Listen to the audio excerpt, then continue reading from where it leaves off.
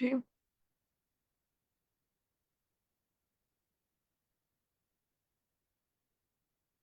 कल का कुछ याद है किसी को? राइट। कंट्रोल एक्सपेरिमेंट्स क्या थे?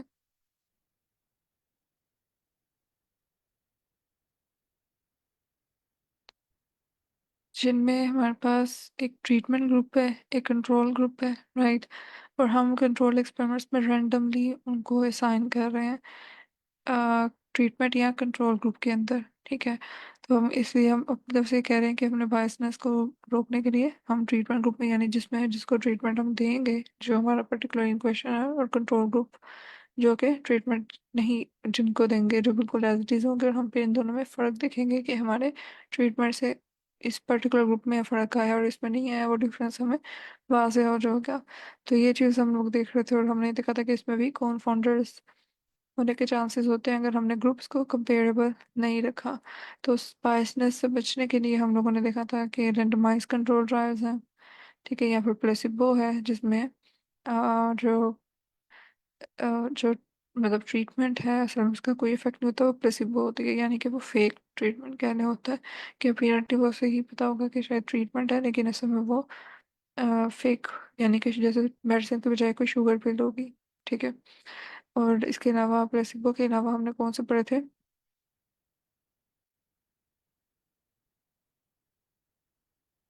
एक डबल ब्लाइंडेड था। राइट।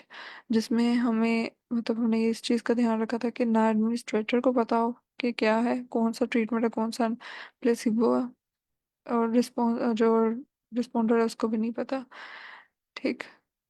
और इसके अलावा एक और हम लोगों ने देखा था जिसमें जो रिस्पॉन्स है वो खुद डिसाइड कर लेता है कि मैंने अ, मतलब कि किस ग्रुप में जाना है। ठीक है। तो उसको हम कह रहे थे कि ऑब्जर्वेशनल स्टडीज हैं, जिसमें हम खुद रेंडमली ग्रुप्स में नहीं असाइन करते, बल्कि हम पार्टिसिपेंट्स को अलाउ करते हैं कि वो अपने आप को, जो भी ग्रुप्स हमारे बने हुए हैं, अपने करेक्टरिस्टिक्स, जो प्री एग्जिस्टिंग करेक्टरिस्टिक्स हैं उनकी बेस पे, जैसे हम लोगों ने एग्जांपल देखी थी कि अगर हम स्मोकिंग हैबिट्स को देख रहे हैं, तो हम ऑफ कोर्स पार्टिसिपेंट्स को तो नहीं ना करना शुरू कर देंगे कि आप स्मोकिंग करना स्टार्ट कर दें। तो इनफैक्ट यहाँ डिजीज, कार्डियक डिजीजेस को देख रहे हैं, तो डेफिनेटली हम जो ऑलरेडी जो इन करेक्टरिस्टिक्स को शो कर रहे हैं, हम वो ही उन्हीं को ही इंडिपेंडेंस देंगे कि करवाना चाहें तो वो खुद ही अपने आप को स्मोकर ग्रुप में ऐड करवा देंगे।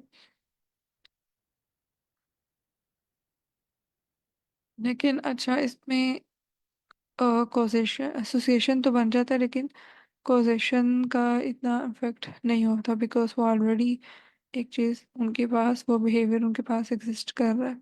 ठीक। तो बहरहाल, लेकिन इसमें भी कंपाउंडर्स का चैलेंज होता है, जिसको मल्टीपल वेज से, जैसे हमने ऊपर देखा, तो हम कंट्रोल कर सकते हैं। ओके। सो अब आगे है longitudinal versus cross sectional studies. Okay. So cross section का मतलब नाम से पता चल रहा है कि क्रॉस सेक्शन का मतलब होता है कि किसी एक पर्टिकुलर चीज पे ना, मतलब कि कट लगा के देखा गया, क्रॉस सेक्शन करके देखा गया। ठीक है ना। तो ये असल में ये है कि लॉन्गिट्यूडनल का मतलब भी पता चल रहा है नाम से कि लॉन्ग है। ठीक है ना। सो इसका मतलब ये है कि लॉन्गिट्यूडनल में ना असल में एक काफ़ी लंबे पीरियड तक के लिए, टाइम के लिए पार्टिसिपेंट्स को एग्जामिन किया जा रहा होता है। मतलब फर्ज करें कोई ऐसी स्टडी है जो 10-10 साल चल रही है। ठीक है। उसमें ह्यूमंस पे इफेक्ट देखा जा रहा है। ठीक। तो वो सारी लॉन्गिट्यूडनल स्टडीज होती हैं। ठीक है। जिसमें ज़्यादा तादाद में पार्टिसिपेंट्स को लेकर उसको लंबे अरसे तक के लिए उनका जो इफेक्ट है वो देखा जाता है। यानी मतलब अगर मैं एक ही जनरेशन हूँ, कि मतलब मैंने एक फर्ज करें एक ही स्कूल में जो लोग बच्चे थे उन्हीं को अपनी स्टडी का पार्ट बनाया, और जैसे जैसे वो स्कूल में बड़े होते जा रहे हैं, ठीक है, मैं साथ साथ उनकी हाइट और एज मेयर कर रही हूँ, उन्हीं उसी स्कूल के उसी क्लास के बैच की। ठीक है।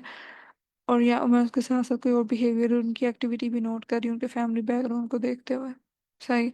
अब जैसे जैसे वो क्लास में ग्रो करते जा रहे हैं, मैंने उस वन क्लास के जो बच्चों को एक्सपेरिमेंट में रखा हुआ था रिसर्च के लिए, स्टडी के लिए, वही रहेंगे, वो टू में जाएंगे। Then you will upgrade the year and age of them. ठीक है। इसी तरह से वो कंटिन्यूसली फर्स्ट करो, पास आउट भी होगा स्कूल से, लेकिन आपने अपना जो एक सब्जेक्ट था, जो आपके स्टडी का, वो आपने उसी बेंच के बच्चों को रखा। ठीक है। कि वो बाय टाइम ग्रो भी करते रहे, तो आपके वो मतलब क्योंकि 10-15 साल आप उन्हीं को स्टडी करते हैं, उनके बिहेवियर या उनके पैटर्न। या फर्स्ट करें जैसे यहाँ पे उसने हाइट का ही एक मेजर बताया कि आ, वो फर्स्ट करें आप मेजर करते रहे इतने सालों तक उसी सेम उन्हीं सेम लोगों की, ठीक। तो एक ही जनरेशन के सेम लोगों की मेजर कर रहे हैं, तो then it will be like कि आप लोग भी जुड़ना स्टडी कर रहे हैं।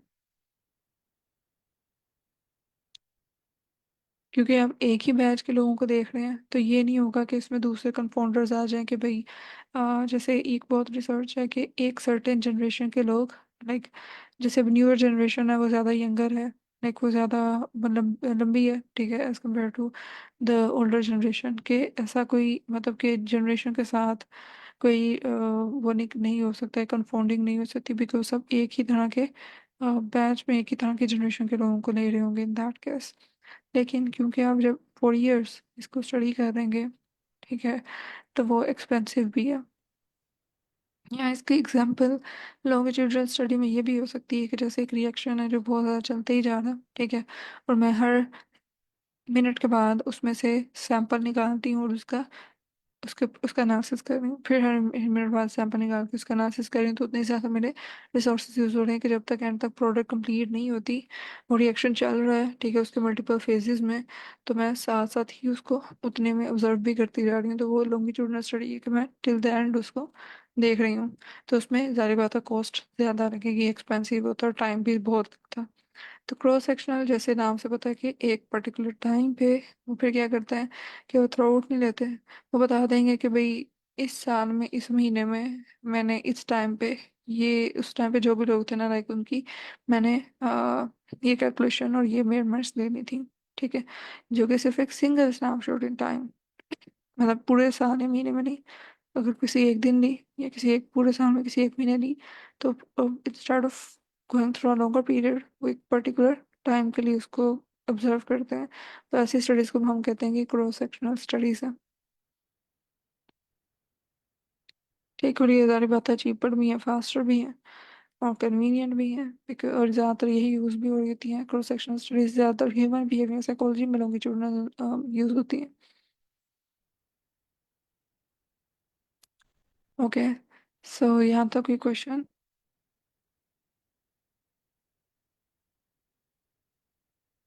ये क्लियर है सबको? हम्म। ओके, सो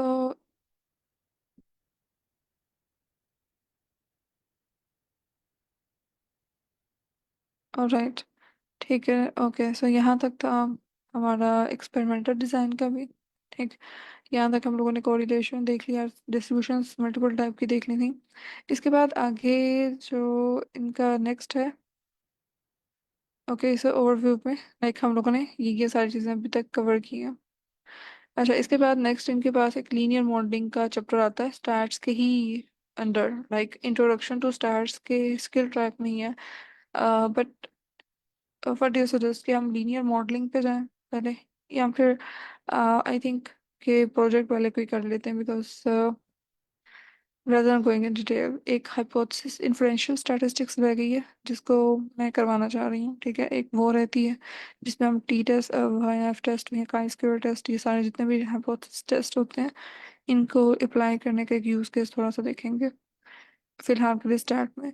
और फिर हम प्रोजेक्ट्स अभी देखते हैं, ठीक है, प्रोजेक्ट्स, और लेटर ऑन फिर इस पे आएंगे, कंटिन्यू करेंगे लीनियर मॉडलिंग पे या प्रिडिक्शन विद लीनियर मॉडलिंग या सैम्पलिंग और वो चीज़ें। और इस दफ़ा जो बाकी के जो कोर्सेज अगर हम कंटिन्यू करेंगे ना, तो उसमें आई विल डू दिस कि मैं मतलब यहाँ पे प्रेजेंट कर दूँ, जस्ट बता दूँ आपको कि ये है, और आप अपने एंड पे खुद वहाँ पे एक्सरसाइज कर लें, या फिर कुछ एक आधी कर भी लेंगे साथ, ठीक।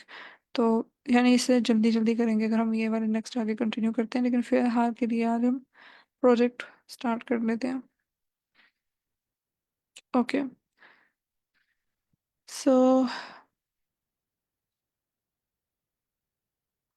मेरे पास यहाँ पे एक डाटा है कॉफ़ी एंड कोड का, ये शो हो रहा है डाटा सेट? जी मैम। ओके, सो ये वाला डाटा सेट मैंने कैगल से लिया है, ठीक। इसमें वो बता रहा है कि कोडिंग आवर्स हैं कॉफ़ी पर डे, ठीक है, कॉफिंग टाइम ये क्लीन सा डाटा सेट है रिलेटिवली, लेकिन इट कैन बी यूज कि मैं इसको यूज कर लूँ। ओके सो मतलब प्रैक्टिस के लिए, प्रोजेक्ट के लिए आप लोगों के, और मुझे आप लोगों का इनपुट थोड़ा चाहिए होगा, और इसमें हम ट्राई करने की कोशिश करेंगे कि आप डिस्ट्रीब्यूशन जो हमने पढ़ी हैं या प्रोबेबिलिटी फाइंड आउट करना, क्या उस पर लग सकती है बाकी सारा पिछला डिवाइस करने के साथ। ठीक। तो अच्छा, जो मेजर लाइब्रेरीज हैं वो तो बताएं कौन कौन सी मैं इंपोर्ट करूँगी। And pandas number. ओके। अच्छा, एक तो ये है कि केस सेंसिटिव है Python, so we have to make sure about it कि गलती ना हो। ठीक है। इंपोर्ट।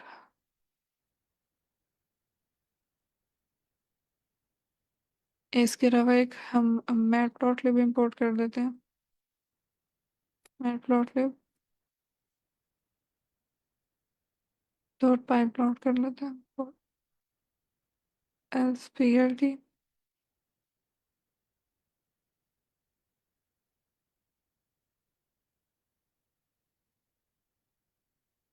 ओके सो इसके अलावा अगर हमें कोई ज़रूरत होगी लाइब्रेरी की तो हम इंपोर्ट करवा सकते हैं, लेकिन इसके अलावा और कौन सी हो सकती है। मैं वो स्टैटिस्टिक्स के लिए फिर हम यूज करेंगे ना, उस that's site good. Yes yes that's good. From scipy dot stat. import। ठीक है, स्टार्स इंपोर्ट करवा दी। इसके अलावा चलें फिर बाद में हम देखते रहेंगे इसको साथ साथ। फिलहाल के लिए ये इंपोर्ट हो गई हैं, और हम डाटा फ्रेम अपना ले रहे हैं pd डॉट रीड csv, और क्योंकि मेरे इसी फोल्डर के अंदर जो है फाइल पड़ी हुई है, तो मैं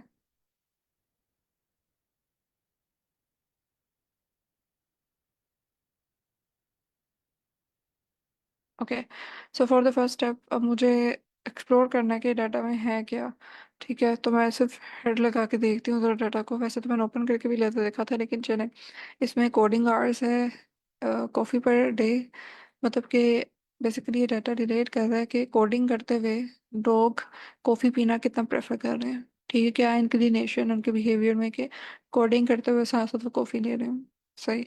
तो जितने घंटे उनके कोडिंग आवर्स हैं, फिर कितनी उनकी कप्स की कंजप्शन है पर डे।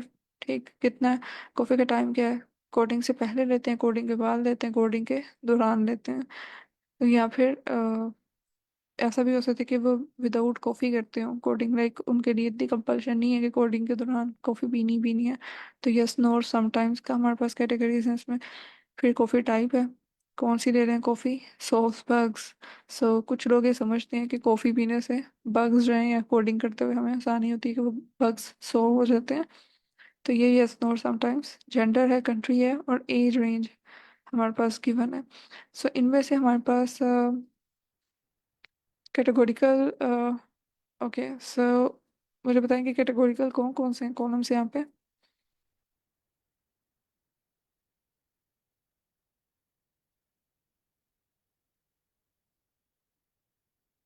इसके अलावा definitely D dot shape. Okay so triple object is not callable means के यहाँ में ब्रैकेट्स नहीं थी लगनी। ओके, इसके अलावा डी एफ डॉट इन्फो कर लेंगे। और इसके अलावा डी एफ डॉट डिस्क्राइब से, ये बेसिक चीज़ें हैं जो कि डाटा को इनिशियली नेक्स्ट स्टार्ट करते हुए हमें इंट्रो के लिए ज़रूरी है। ठीक। तो ये मैंने अ, देख ली फटाफट। अब यहाँ पे बेसिकली जो क्वेश्चन मैंने पूछा था, यानी ये सारे जितने भी हैं, एज रेंज भी इंक्लूडिंग एज रेंज, ये सारे कैटेगोरिकल डाटा सेट्स हैं। मतलब कैटेगोरिकल कॉलम्स हैं। सिर्फ इनमें ये दो कॉलम्स कॉफ़ी पर डे और कोडिंग आवर ये न्यूमेरिकल है, और हमारे पास टोटल इसमें 100 रोज एंड 9 कॉलम्स हैं। राइट। और इन्फो में हमें पता चल रहा है कि जो इंट इंट इंट 64, यानी जैसे न्यूमेरिकल मैंने कहा कि पहले दो कॉलम सिर्फ न्यूमेरिकल है, तो बाकी सारे ऑब्जेक्टिव में आ रहे हैं बिकॉज ये सारे कैटेगोरिकल हैं। और हमारे पास नल वैल्यू वाले भी हैं, यानी ये कॉफ़ी टाइप और एज रेंज में नल वैल्यूज हैं। कॉफ़ी टाइप में एक नल वैल्यू है और एज रेंज में दो नल वैल्यूज है, बिकॉज सारे 100 रोज थी। तो 100 रोज में सारे सब 100 नॉनल है, लाइक यहाँ पे 99 और 98 लिखा हुआ है। तो दैट मीन्स कि इसमें दो जो कॉलम्स हैं उनमें थोड़ा सा मिसिंग वैल्यूज का इशू है। डिस्क्राइब के फंक्शन से मैंने देखा है कि जो बेसिक यानी जो डिस्क्राइब का फंक्शन अप्लाई करेंगे तो डेफिनेटली हमें पता है कि वो जितने भी न्यूमेरिकल कॉलम्स हैं उनकी स्टार्स बताएगा। तो उसने मोटी मोटी स्टार्स बता दी है कि मीन क्या है, स्टैंडर्ड डेविएशन क्या है इन दोनों की। ठीक है। इसके अलावा तो हमारे पास यानी कि इसमें मीन जो कोडिंग के आवर्स हैं, 100 जो हमारे पास रोज थी उनमें से 6.4 आवर मीन एवरेज टाइम है जितने वो कोडिंग करने में लगाते हैं। और यूजली 2.8 कप्स ऑन एवरेज वो एक दिन में पी रहे होते हैं। राइट। और इनका मीडियन भी पता चल रहा है। सही। तो मीडियन जो कॉफ़ी कप्स पर डे का यहाँ से कितना पता चल रहा है हमें, कॉफ़ी कप्स पर डे का मीडियन कितना है? मैं महानूर। 2.5। यस, अच्छा। जी जी। That's good sir. ये 2.5 है, यानी 50% जो है ना ये बेसिकली हमें ये वाला क्वाड्रेंट मीडियन शो कर रहा होता है। तो ये 2.5 है हमारे पास। ओके। सो मैंने बेसिक जो था डाटा का वो तो देख लिया, अब मुझे आगे क्या करना चाहिए? Okay. So next I think data cleaning पे जाना चाहिए, राइट? तो डाटा क्लीनिंग पे हम सबसे पहले मुझे बेसिक वैल्यूज़ को ज़रा लोकेट अगेन करने, वो तो मैंने इन्फो से देख लिया था। तो उसके लिए मैं कौन सा फंक्शन यूज़ करती हूँ अगर मुझे वैसे मतलब डाटा फ्रेम के अंदर सारी मिसिंग वैल्यूज़ को देखना हो? Is not. Yes, is null. Right. तो इज नल। और इसके अलावा मैं यहाँ पे साथ सम लिख सकती हूँ। Will that work? इसको यस मैं मैम। एक न्यू वेरिएबल में स्टोर करवा देती हूँ missing. I think it will not be needed. ऐसे ही सही है। ओके। सो ये डायरेक्टली भी हमें बता रहा है काउंट करके, जो मैं इनडायरेक्टली वहां से देखना चाह रही थी। यहाँ से भी पता चल गया कि कितनी उसकी वैल्यूज है। तो अब इसके अलावा एक और चीज़, ये तो ये पता चल गया डाटा क्लीनिंग में। एक मतलब कि मुझे पता चल नल वैल्यूज का पता चल गया। डुप्लीकेट्स देखना हो तो मैं क्या करूँ? मैं सिंपली इसमें अगर क्योंकि डुप्लीकेट वैल्यू तो नहीं आई हुई, यानी कि कोई रोज डुप्लीकेट तो नहीं हुई, राइट? तो मैं उसमें भी यूं ही इसी तरह से लगा सकती हूँ, सिर्फ डुप्लीकेटेड का फंक्शन है। सो इस तरह से मुझे पता चला कि तीन जो रोज हैं वो डुप्लीकेटेड है, राइट? ओके। और डाटा टाइप्स वगैरह तो मैंने ऑलरेडी देखे हुए हैं, सो इसमें कोई इशू नहीं होएगा। ठीक। तो अब मुझे डुप्लीकेटेड को ख़त्म करना और इसके अलावा जो नल वैल्यूज़ वाली हैं उनको भी ख़त्म करना। तो मैं एक न्यू कॉलम बना लेती हूँ, डीएफ क्लीन्ड के नाम से। और इसमें मैं जो डुप्लीकेटेड वैल्यूज़ हैं उनको ख़त्म करने के लिए डीएफ डॉट ड्रॉप डुप्लीकेट्स का ये फंक्शन है। ठीक है। तो ऑटोमेटिकली जो उसने डिटेक्ट किया ना उसने उसको ड्रॉप कर दिया होगा। ठीक है। अब मैं अगर डीएफ क्लीन्ड का देखूंगी ना शेप,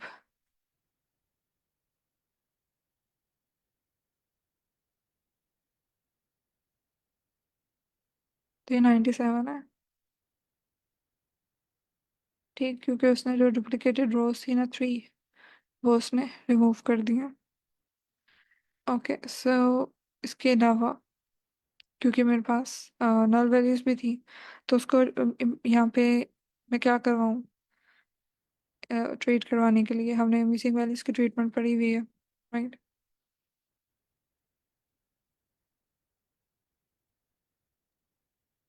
हमने फिल तो करवाएंगे। यस, अगर तो ज़्यादा भी हो तो फिर हम फिल भी करवा सकते हैं, लेकिन इस केस में क्योंकि थोड़ी ही हैं बेसिक वैल्यूज़, तो हम अगर ड्रॉप भी करवा दें उन रोज को तो कोई इतना मेरा नहीं ख्याल के फ़र्क पड़ेगा। तो डी एफ डॉट क्लीन के अंदर ही अगर मैं मज़ीद इसको डी एफ डॉट, अब मुझे अगर मिसिंग वैल्यूज़ को मैं कह रही हूँ कि मैंने रिमूव करवाना है उन रोज को, तो मैं क्या करूँगी?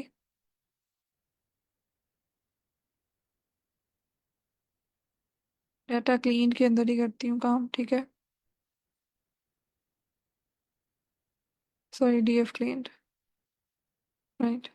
तो मैं इसमें कौन सा फंक्शन यूज़ करूँगी कि मैं नल वैल्यूज़ वाली रो को डिलीट कर दूँ?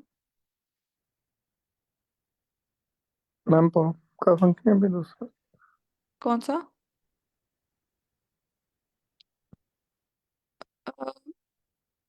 मुझे आवाज़ नहीं I clear, can you repeat that? Pop का। पॉप का? सन?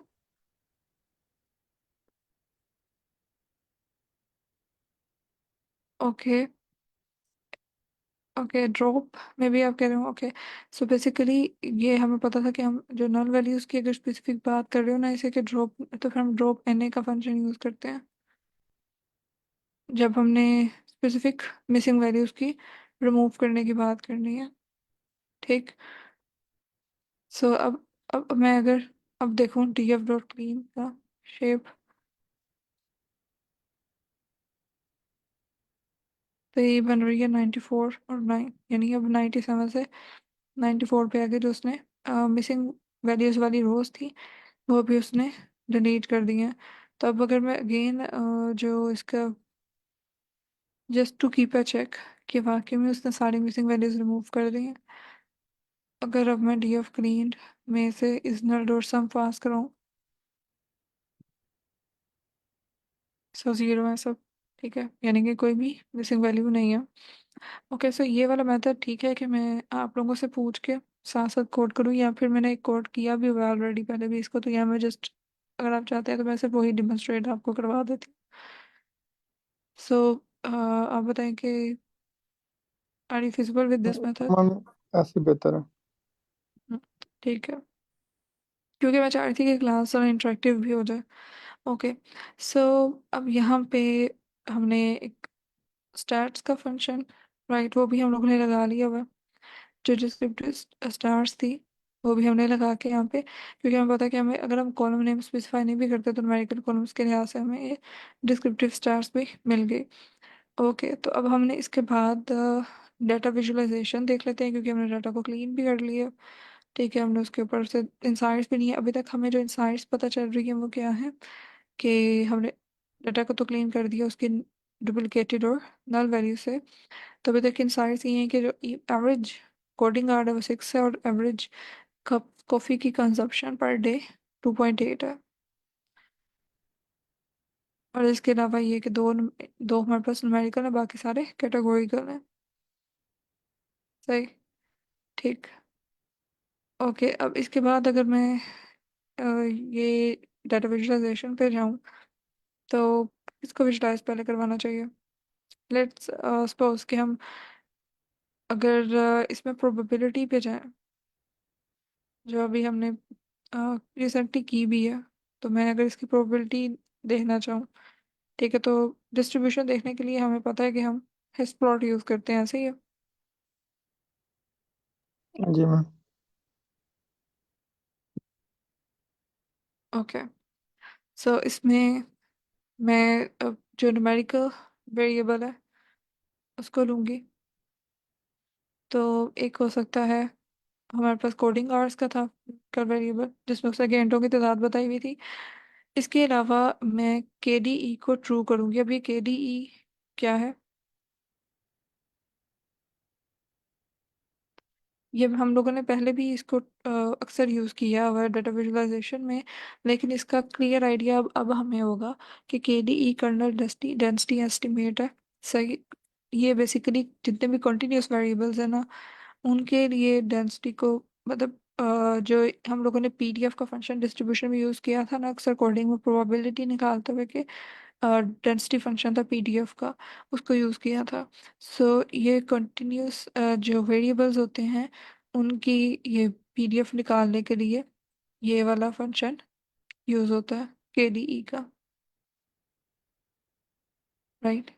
तो हम जब केडीई को ट्रू करेंगे that means we have set की डेंसिटी, और फिर हम स्टार्स मतलब कि कर्नल डेंसिटी एस्टिमेट को हमने ट्रू किया है।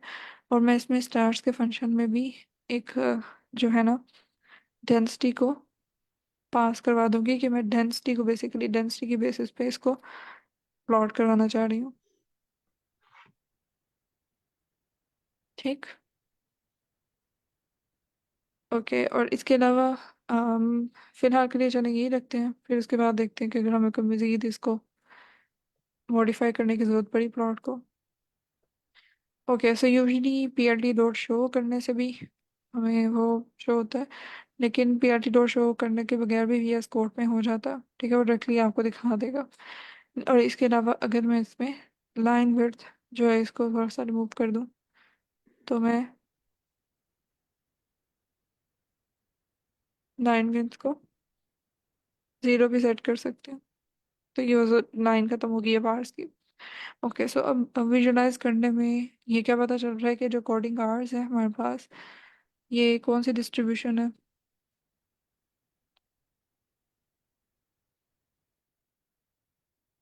ओके, सो एक ना टर्म होती है डिस्ट्रीब्यूशन की मोडालिटी, जो कि बताती है कि नंबर ऑफ पीक्स कितनी है। ठीक है, तो बेसिकली ये बाय मॉडल हमारे पास डिस्ट्रीब्यूशन आ गई है। तो ये नॉर्मल नहीं है, ठीक है। मे बी हम इसको लॉग ट्रांसफॉर्म करें तो फिर ये गेट रन हो जाए, लेकिन लॉग ट्रांसफॉर्मेशन चलें इसको फिलहाल के लिए छोड़ते हैं। और इसके नेक्स्ट जो दूसरी वाली है ना उसका भी चेक कर लेते हैं कि वो एक दूसरा न्यूमेरिकल हमारे पास वेरिएबल था। ये कोडिंग आवर्स का है, और इसके अलावा हमारे पास दूसरा वेरिएबल कौन सा था। मैं वो जो कॉफी इंटेक वाला है। यस, यस, कॉफ़ी का पर डे वाला था। तो एक दफ़ा उसको भी देख लें कि वो क्या।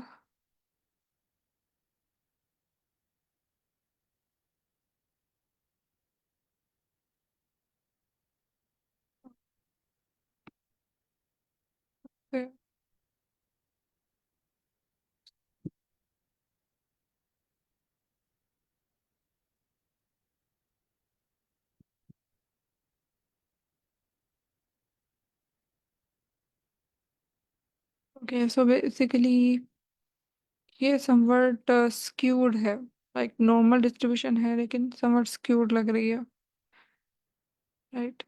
बेल शेप्ड है लेकिन राइट स्क्यूड है। सो इसकी स्क्यूनेस खत्म की जा सकती है लोग ट्रांसफॉर्मेशन से इफ़ वी वांट। ठीक है, तो हम इसको लोग ट्रांसफॉर्मेशन अप्लाई करके आ, देख सकते हैं कि अगर हमने प्लॉट करना हो किसी के अगेंस्ट से तो ज़्यादा अच्छे रिजल्ट्स हमें देगा। ठीक। अब अगर हमें मुझे जेंडर वाइज फर्ज करें, ये तो चलो हमें न्यूमेरिकल कॉलम की प्रोबेबिलिटी डिस्ट्रीब्यूशन ड्रॉ करके कुछ आइडिया हो गया, ठीक है, नॉर्मल डिस्ट्रीब्यूशन से। और बेसिकली नॉर्मल डिस्ट्रीब्यूशन अगर मुझे पता होगी ना तो मैं इन पे वो टेस्ट हाइपोथेसिस टेस्ट अप्लाई करने में लेटर ऑन आसानी होती है। आप लोगों को हाइपोथेसिस टेस्ट का आइडिया है? जो हाइपोथेसिस टेस्टिंग में कौन कौन से टेस्ट होते हैं,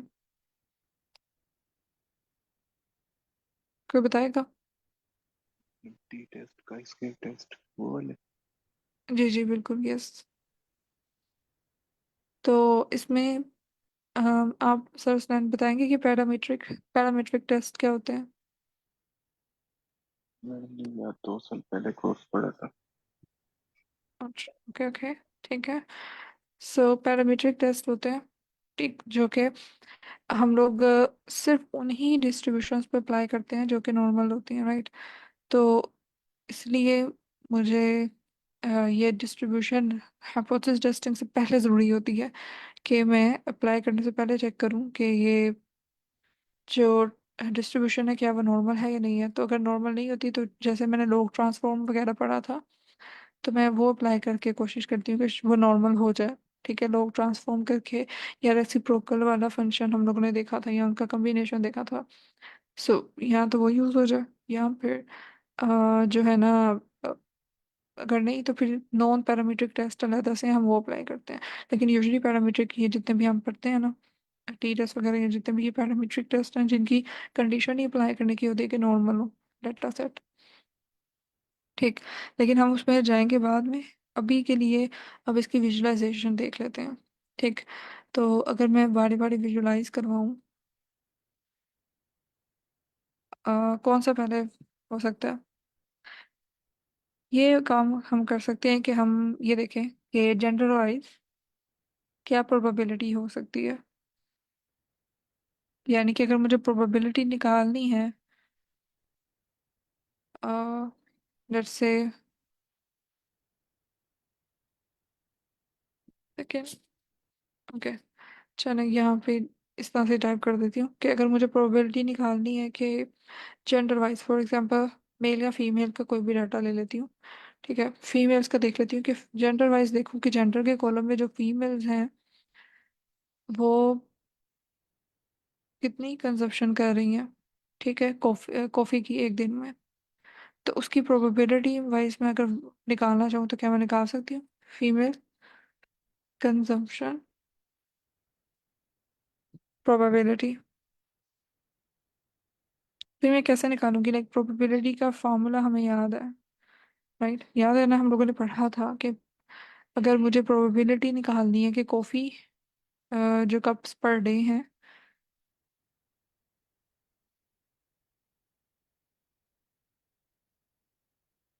पर डे, तो मैं कैसे निकाल सकती हूँ, प्रोबेबिलिटी का क्या फॉर्मूला होता है।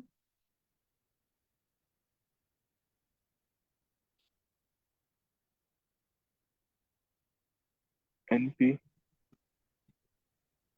ओके, और एक और भी था ना कि हम लोगों ने देखा था कि जो नंबर ऑफ जो इवेंट है, यानी जो इसका इवेंट होगा कि जैसे अगर हम हेड या टेल को देख रहे थे कॉइन में, तो नंबर ऑफ हेड आने की कितनी प्रोबेबिलिटी है, नंबर ऑफ हेड, यानी हम नंबर ऑफ हेड्स को ऊपर रखते हैं। ठीक है, और डिवाइड करते हैं total number of possible events से। ऐसे ही है, यानी कि अगर मुझे प्रोबेबिलिटी निकालनी है कॉफ़ी की, तो मैं प्रोबेबिलिटी निकालते हुए डिवाइड करूंगी कि नंबर ऑफ फीमेल से जो कि कप्स पर डे लेती हैं। ठीक है, और उसे डिवाइड करूंगी टोटल नंबर ऑफ फीमेल्स जितनी डाटा सेट में हमारे पास है। तो फिर मुझे प्रोबेबिलिटी निकल जाएगी मेरी कि कॉफ़ी पर डे की फीमेल कंजप्शन की क्या प्रोबेबिलिटी है। तो इसको करके ज़रा देखते हैं। अभी सबसे पहले तो यानी जेंडर के कॉलम में अगर मैं चेक करूं, तो जेंडर के कॉलम में मेल और फीमेल थे दोनों, राइट। ठीक, तो इसमें से मुझे सिर्फ फीमेल फिल्टर करनी है। तो फिल्टर करने के लिए मैं कौन सा कैसा सब सेटिंग करती हूँ, यानी कि मुझे सिर्फ फीमेल का डाटा फ्रेम चाहिए। तो मैं कैसे कर सकती हूँ इसको। मैम अपना पहले डाटा सेट पास करेंगे। ओके, सो ये मेरे पास क्लीन वाला है। ठीक, स्क्वायर ब्रैकेट्स, कॉलम नेम। एक बार फिर डाटा सेट। ओके, फिर column name.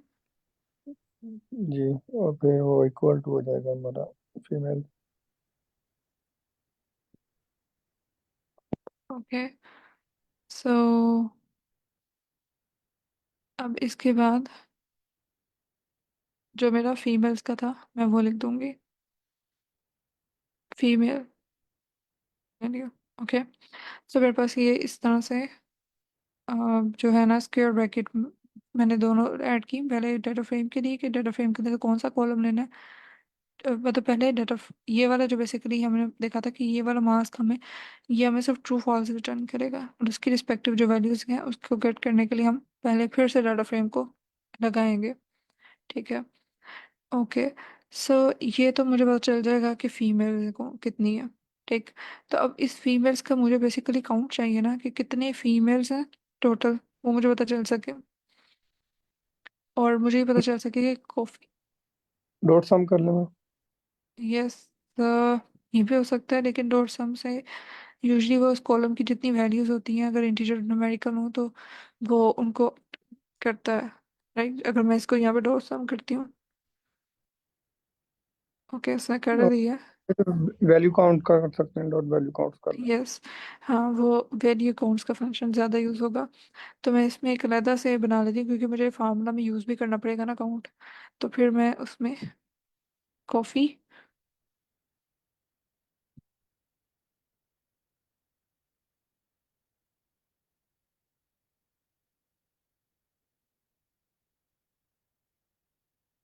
Coffee cup counts. तो इसमें मैं, ये जो फीमेल का डाटा फ्रेम है मेरा, और इसमें मैं जो इसके इस डाटा फ्रेम के अंदर जो मैंने ऊपर लिया था जिसमें सिर्फ अब फीमेल्स हैं, यानी कि अगर मैं इसको, अगर अब फीमेल डाटा फ्रेम को प्रिंट करवाएंगे ना, तो पूरा डाटा फ्रेम है, लेकिन उसमें सिर्फ वो वाले वैल्यूज हैं सारी कॉलम्स की जो कि फीमेल की थी। जेंडर कॉलम में सिर्फ फीमेल है, यानी मेल वाला सारा डाटा उसने निकाल दिया। ठीक है। सो इसमें, यानी अब इस कॉलम में से मैं अगर इस डाटा फ्रेम के अंदर से अगर मैं कॉफ़ी कप्स पर डे निकालूंगी ना, एक्सेस करूंगी, ये मुझे सिर्फ फीमेल्स का डाटा ही दे रहा होगा, राइट। तो इसमें से मैं एक्सेस करना चाह रही हूँ कि coffee cups per day column, और फिर वैल्यू काउंट्स।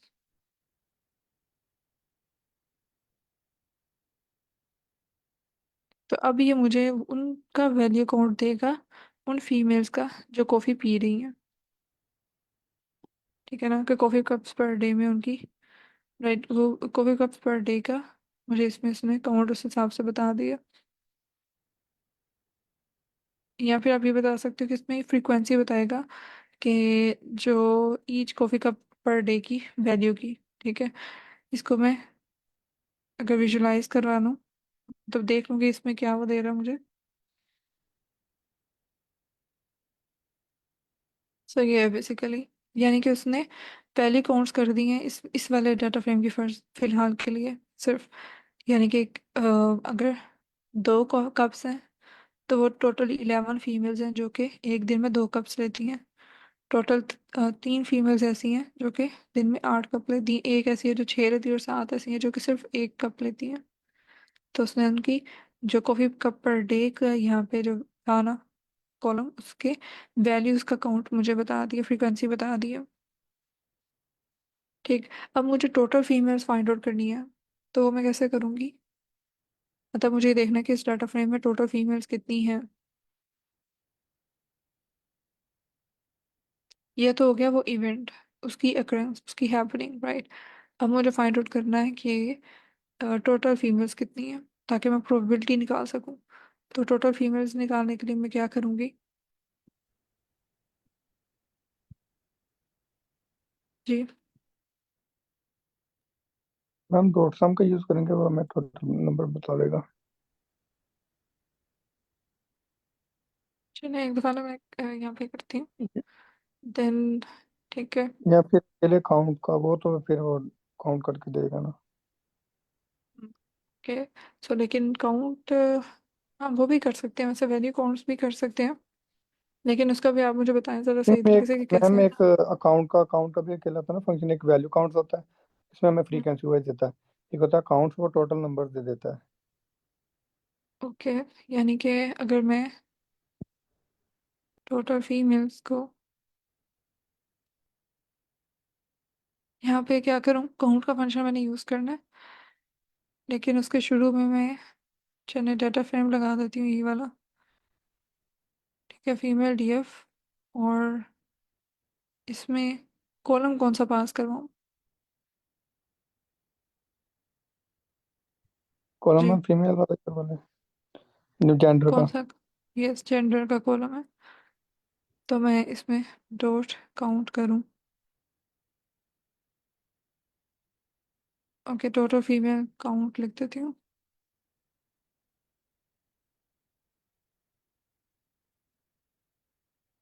तो ये हमें क्या दे रहा है? 26। हम्म।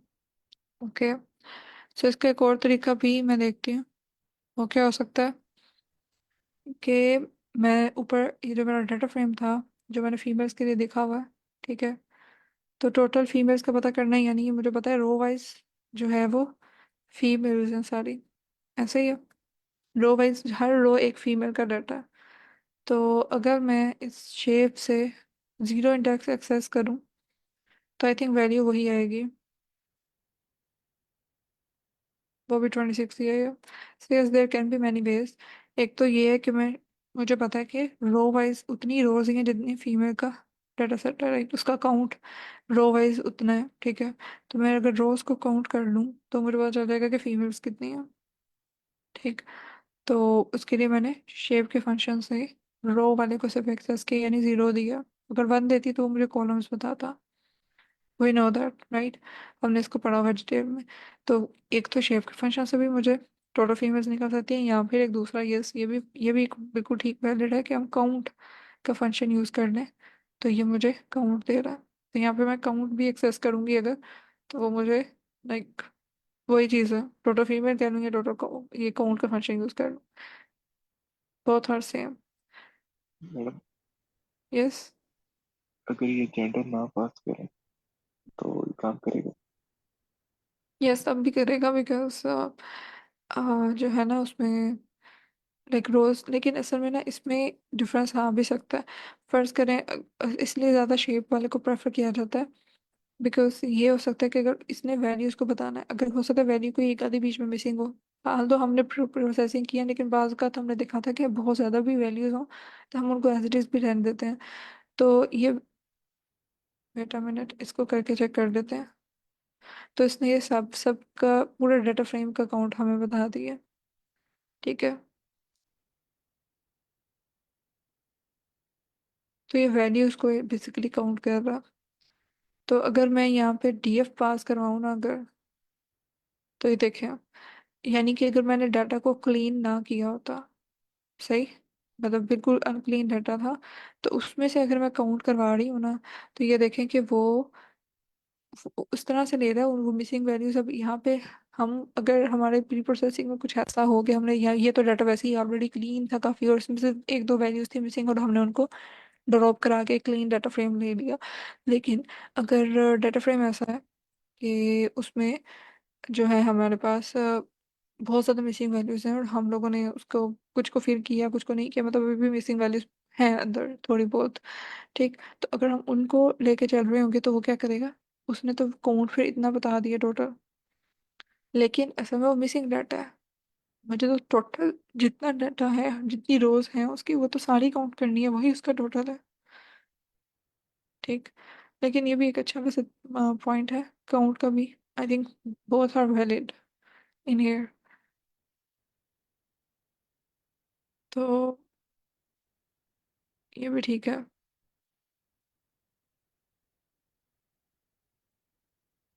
ठीक है। मैं इसको टोटल फीमेल काउंट को फिर आगे लेके चलती हूँ। चलें, अब इसकी प्रोबेबिलिटी फाइंड आउट करते हैं। तो प्रोबेबिलिटी मैं कैसे अब निकालूंगी?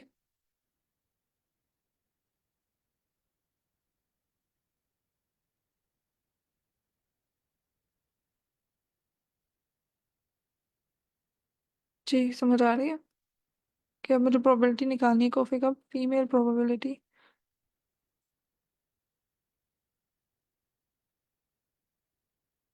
तो इसको जो मेरे पास मामला था वो यही था कि कितने कप के काउंट्स हैं, या जितने फीमेल्स ने, लाइक फीमेल्स का है, ठीक है। और उसको मैं डिवाइड कर दूँ टोटल फीमेल से, या टोटल फीमेल काउंट जो हमने निकाला। तो मैं कॉफी कप काउंट्स को डिवाइड करूँगी टोटल फीमेल काउंट से। तो बेसिकली हमारे पास ये प्रोबेबिलिटी क्या शो हो रही है, ये कुछ वैल्यूज आ रही हैं, ठीक है, यूनिक, लाइक हर उसकी वैल्यूज वाइज हमें ये प्रोबेबिलिटी मिल रही है कि कितने कप्स की ड्रिंकिंग कंजम्पशन की प्रोबेबिलिटी है फीमेल्स में। कि अगर 7 कप्स की बात करें तो 0.038 प्रोबेबिलिटी है। तो इसमें सबसे ज़्यादा जो हाईएस्ट प्रोबेबिलिटी है वो 2 कप्स की है, कि जो, यानी कि 40 2.31% प्रोबेबिलिटी है कि जो फीमेल हैं वो एक दिन में 2 कप लेंगी कॉफ़ी के। Got it. सबसे ज़्यादा हाई प्रोबेबिलिटी 2 कप्स लेने की है, और सबसे कम प्रोबेबिलिटी 7 कप्स लेने की है फीमेल्स में। तो अब यही सेम चीज़ प्रोबेबिलिटी वाली जो है उसमें मेल्स के लिए भी देख सकते हैं।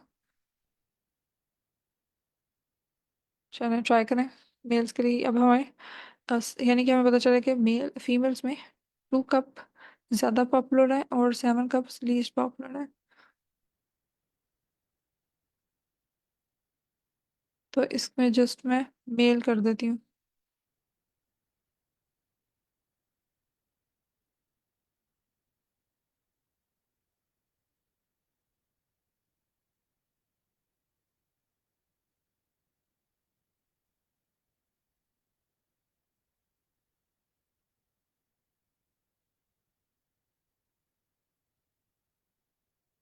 ठीक है, ये coffee cup counts male M. Okay. और इसके अलावा ये हमारी प्रोबेबिलिटी जो थी उसको मैं एज इट इज़ यहाँ पे फार्मूला इसका लगा रही हूँ।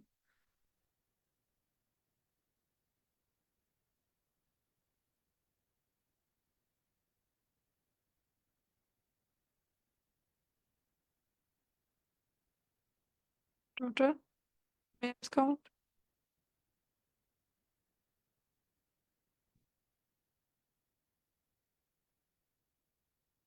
ओके, सो हम क्योंकि काउंट को लेके चल रहे हैं तो हम इसको यहाँ पे काउंट ही कर देते हैं।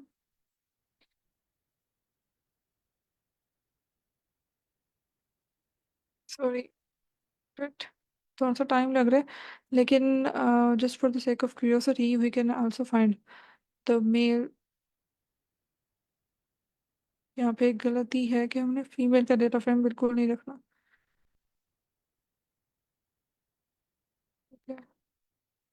टोटल मेल्स काउंट, लेट्स सी।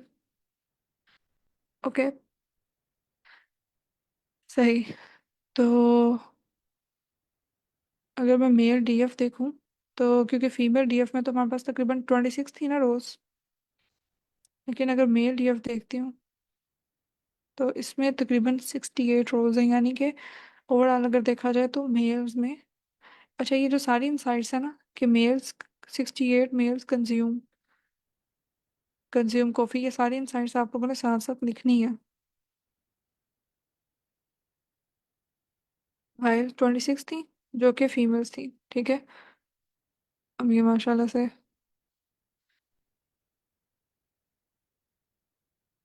ठीक है, ये सारी इंसाइट्स आप लोगों ने साथ साथ लिखनी है। और फीमेल्स में कितनी कौन सी पॉपुलर है? फीमेल्स में 2 कप्स ज़्यादा पॉपुलर है मोस्ट, एंड 7 कप्स लीस्ट। अब लेकिन क्योंकि मेल्स के अंदर ज़्यादा टेंडेंसी है कॉफ़ी की, या फिर ये भी हो सकता है कि अगर हम ओवरऑल अगर इसकी डिस्ट्रीब्यूशन देखें जेंडर वाइज, मैं अगर SNS एस एन एस जो इसका काउंट प्लॉट है, ठीक है, वो ले लूँ। और अगर मैं इसमें से प्रोबेबिलिटी देखूं कि जो डाटा फ्रेम का मेरे पास जेंडर का कॉलम है, मैं सिर्फ वही ड्रॉ करूं।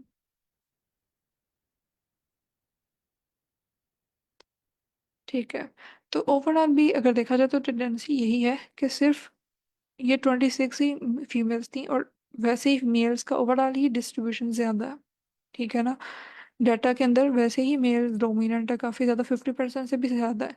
तो इस वजह से जो यहाँ पे अगर प्रोबेबिलिटीज़ में हमारे पास ज़्यादा डिस्ट्रीब्यूशन कॉफ़ीज़ की निकल रही है मेल्स के लिए, तो वो इसलिए कोई इतनी सरप्राइजिंग बात नहीं है, बिकॉज वी कैन एक्सपेक्टेड। और हम भी सारी चीज़ें रिपोर्ट में लिखते हैं, राइट, कि we can expected by the gender distribution के जो मेल्स वाली साइड है वो वैसे ही 50% से ज़्यादा है, ठीक है। तो इसलिए यहाँ पे हमें डिस्ट्रीब्यूशन भी ज़्यादा इन्हीं की नज़र आ रही है। अच्छा, अगर हम मैक्सिमम बात करें, मैक्सिमम टेंडेंसी यहाँ पे, तो यहाँ पे किसकी टेंडेंसी ज़्यादा है, कितने नंबर ऑफ कप्स की टेंडेंसी ज़्यादा है? सॉरी, इस रिजल्ट को देख के ये नज़र आ रही है ना वैल्यूज़। जी मैम, 2 की ज़्यादा है। यस, यहाँ पे भी 2 कप्स पर डे की कंजम्पशन मेल्स में प्रोबेबिलिटी ज़्यादा है कि वो 2 कप्स ले रहे हैं पर डे। और यहाँ पे भी लीस्ट पॉपुलर कौन सा हुआ फिर? 8 7 मैम, दोनों की सेम है। हाँ जी। तो ये 7 और 8 दोनों लीस्ट पॉपुलर हैं यहाँ पे, कि बहुत ही कम लोग। ओके, सो यहाँ पे जो लीस्ट पॉपुलर है डेफिनेटली उसकी परसेंटेज थोड़ी ज़्यादा ही होगी शायद। नहीं, अच्छा। हाँ, क्योंकि इसमें वैल्यूज टोटल कम है तो इसलिए इसकी परसेंटेज ज़्यादा शो होती है। अपेरेंटली लग रहा है कि प्रोबेबिलिटी इसकी ज़्यादा है, लेकिन इस इनके अंदर टोटल वेरिएशन ज़्यादा है।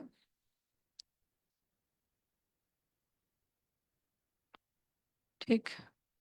वहाँ पे सिर्फ जितने number of cups female show रही हैं, या वो 1 2 3 या 7। ठीक है, यहाँ पे 1 2 3 और each and every number till 8।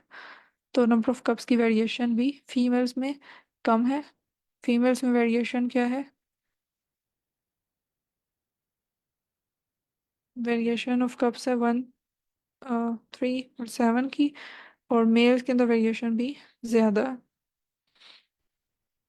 Okay, सो ये तो हमने प्रोबेबिलिटी के हिसाब से देख लिया कप कॉफ़ी कप्स को। राइट। तो अब जरा थोड़ी सी विजुअलाइजेशन वगैरह भी कर लें,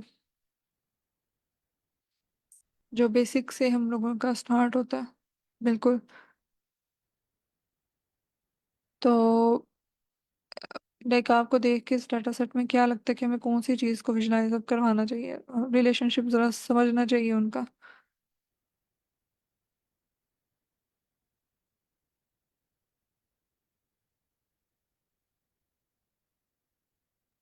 मैम हम दे सकते हैं, यानी कि जो भी कॉफ़ी कप पर डे ले रहे हैं उनका एज रेंज के साथ दे सकते हैं।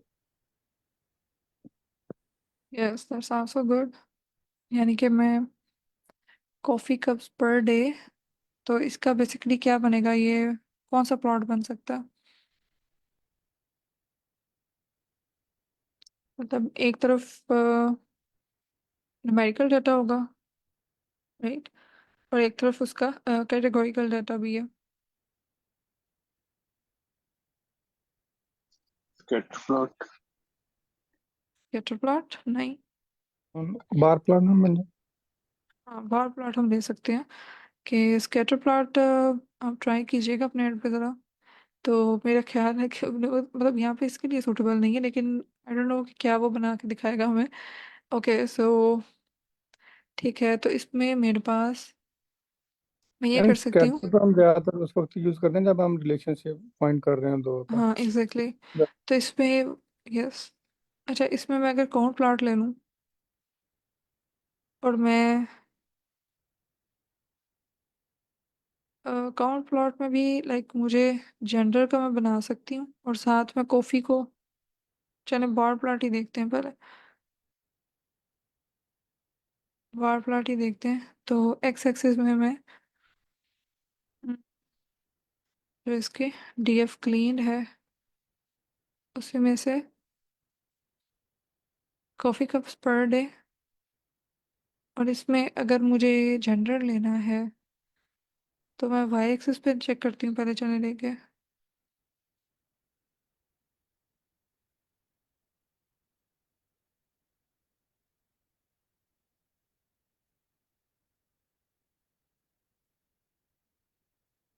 Okay, so we are short of time. तो मैं ये कर सकती हूँ कि मैं आप लोगों को ये फाइल शेयर करूँगी, और यहीं से आप लोग भी अपने एंड पे देख के आएगा कि मज़ीद इसमें से फिर हम देखेंगे कि आप लोगों ने क्या एक्सप्लोर किया। ये फाइल जितनी हमने क्लास में किया ना, तो ये मैं आप लोगों के साथ शेयर कर दूँगी उधर स्लैक पे। तो आप लोग कर लेंगे अपने एंड पे, या यहीं पे यहीं से कल क्लास में कंटिन्यू करें, जैसे आप कहते हैं?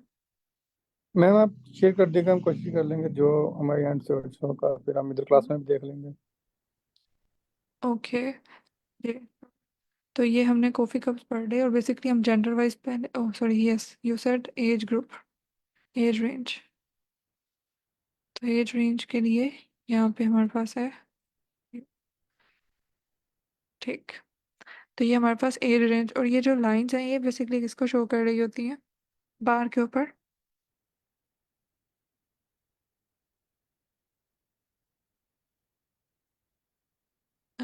ये बेसिकली एरर बार्स हैं।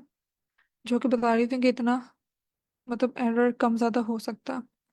ठीक है।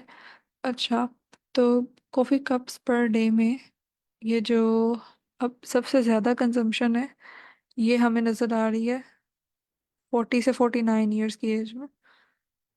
ऐसे ही है। ओवरऑल अगर देखा जाए तो 40 से 49 ईयर्स की एज वाले ज़्यादा हैं, और उनकी कंजम्पशन है 3।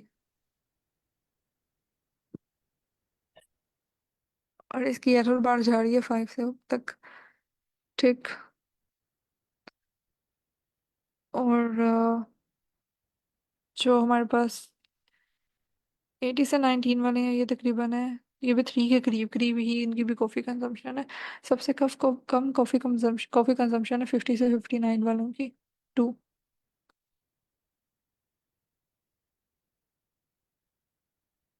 ओके। सो ये कुछ इंसाइट्स हैं जो हमें एज वाइज मिल रही हैं। तो इसके अलावा हम क्या निकाल सकते हैं? इसकी इंसाइट्स का मार्कडाउन में लिखना भी है कि सबसे ज़्यादा एज ग्रुप किसका है, 40 से 49 वाले मेजोरिटी है। Majority cups. ओके, सही मार्कडाउन में था। चलें, अब इसके मजीद इंसाइट्स क्या निकल सकती हैं?